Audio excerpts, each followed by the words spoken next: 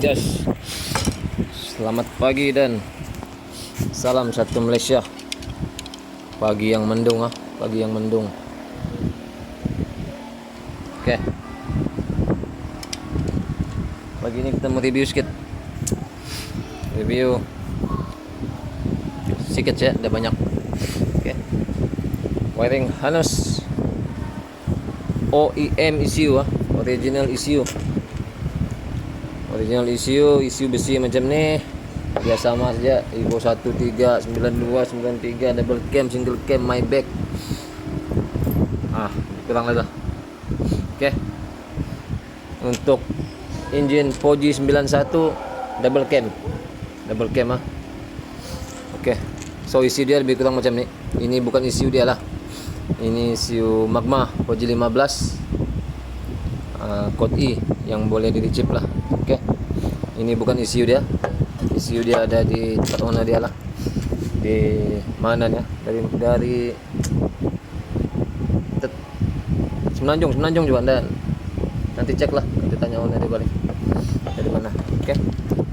So soketnya itu sama lah 3. Oke. Ya, nah macam itu 3. Oke.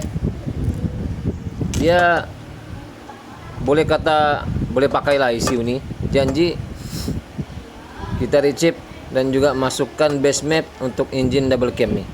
Pasal ECU ini dia ECU Fuji 15 kan. Dia pakai map sensor, manakala yang ini pakai Eplo wiring nih.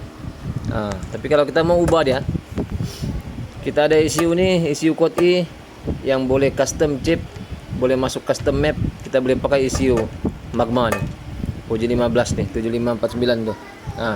Untuk pakai di engine double cam. Begitu cara dia.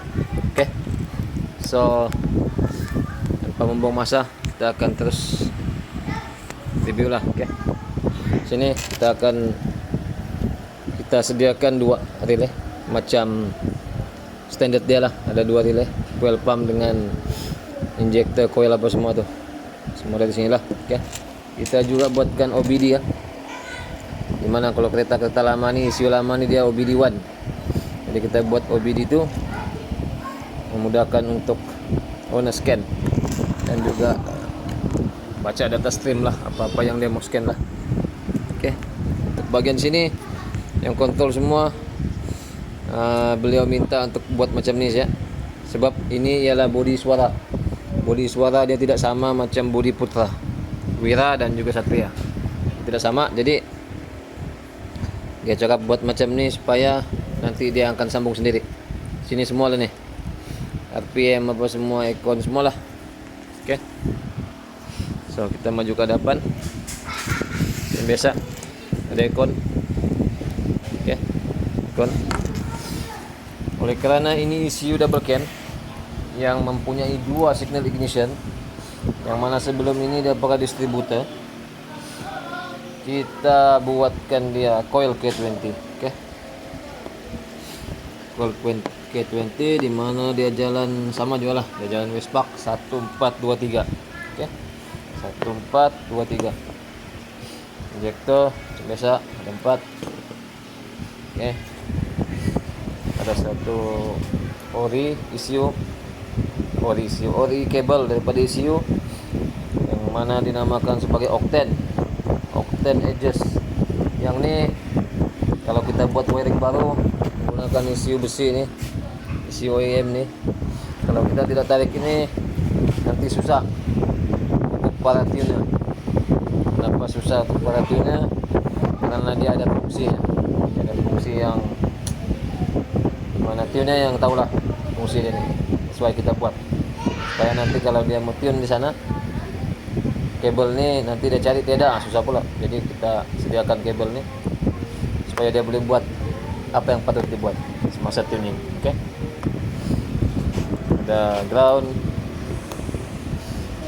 ada auto sensor. Oke.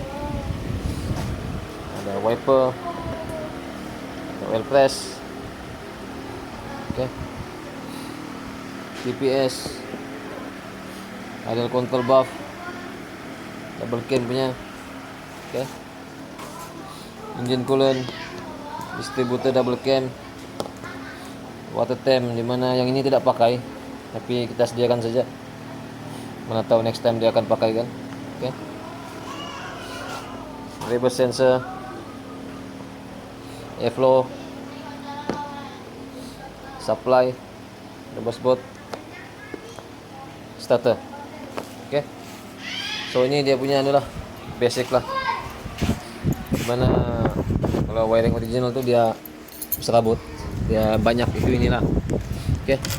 Kalau yang ini kita sudah kasih simple ya, kita sudah kasih simple, so dia tidak banyak serabut lah, banyak kacau. Oke. So rasanya itu saja yang kita akan review pada pagi ini. Oke. So sekali lagi siapa-siapa yang menonton, terima kasih kepada Anda semua yang setia menyokong kami selama ini. Oke. Thank you guys. Alright.